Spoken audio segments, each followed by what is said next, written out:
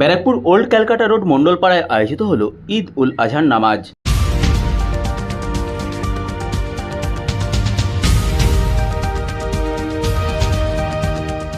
ব্যারাকপুর পৌরসভার 17 নম্বর ওয়ার্ডের অন্তর্গত ওল্ড ক্যালকাটা রোড সৈয়দ নুরুন্নবী জামে মসজিদের পক্ষ থেকে শনিবার সকালে আয়োজিত হলো ঈদ উল আজহার নামাজ। এই দিনের নামাজে কয়েকশো মুসলমান ধর্মাবলম্বী মানুষ অংশগ্রহণ করেন। সংবাদ মাধ্যমের মুখোমুখি হয়ে সৈয়দ নুরুন্নবী জামে মসজিদের ইমাম মোহাম্মদ ইমদাদুল হক জানান, ইসলামকে সকলের শেখা উচিত, কারণ ইসলাম কাউকে কষ্ট দেওয়া, বেদনা দেওয়া শেখায় না। আজকের দিনে আমাদের ঈদ উল আজহার দিন।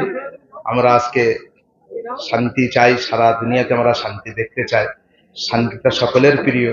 আল্লাহ পাক ইসলামকে দিয়েছেন আমাদের জন্য শান্তি দেওয়ার জন্য। এই জন্য আমরা সকলে যেন ভ্রাতৃত্বের সঙ্গে, ঐক্যতার সঙ্গে, মিল মহব্বতের সঙ্গে বসবাস করতে পারি, থাকতে পারি, দুনিয়ার জীবনটা এইভাবেই কাটাতে পারি। এটাই আল্লাহ যেন আমাদেরকে তৌফিক দেন। এই কামনা আমরা সবার কাছেই করি। আমাদের মধ্যে থেকে ঝগড়া বিবাদ মিটে যাক, শয়তানি ওয়াসওয়াসা উস্কানি সবগুলো আমাদের থেকে মিটে যাক, এটা আমরা সকলেই চাইবো। আর ইসলাম কোনোদিন কাউকে কষ্ট দিতে বলেননি, কাউকে কষ্ট দেয় না। এই জন্য ইসলামকে আমরা দেখি, বুঝি এবং ইসলামকে শেখা বোঝার চেষ্টা করি। ইসলামে আসার জন্যও সকলকে আমরা অনুরোধ করব, ইসলামে আসি, ইসলামকে দেখি, ইসলামকে জানি, ইসলামকে বুঝি। এই বার্তা আমি দিচ্ছি। কারণ ইসলাম শান্তির ধর্ম। ইসলাম মালিকের পক্ষ থেকে মালিক দিয়ে পাঠিয়েছেন। এই জন্য ইসলামের মধ্যে কোনো ভুল ত্রুটি, সন্দেহের লেশ মাত্র নেই।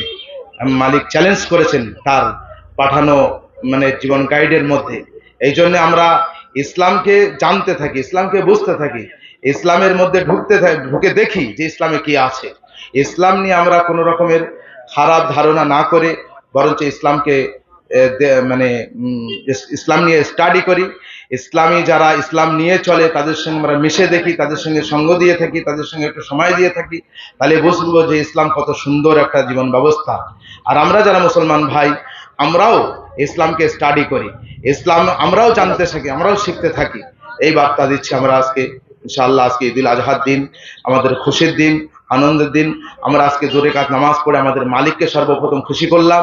এইবার মালিক আমাদেরকে যেভাবে তার নবী পাঠিয়ে আমাদেরকে যেমন ভাবে খুশি করতে বলেছেন, আমরা সেইভাবেই একে অপরের আলিঙ্গন করে, একে অপরের সঙ্গে মুসাফা করে, জীবনের সমস্ত কলহ বিবাদকে ভুলে গিয়ে একে অপরের সঙ্গে মিল মহব্বত, ঐক্যতা, সাম্যতাকে বজায় করব এবং প্রতিষ্ঠিত করব।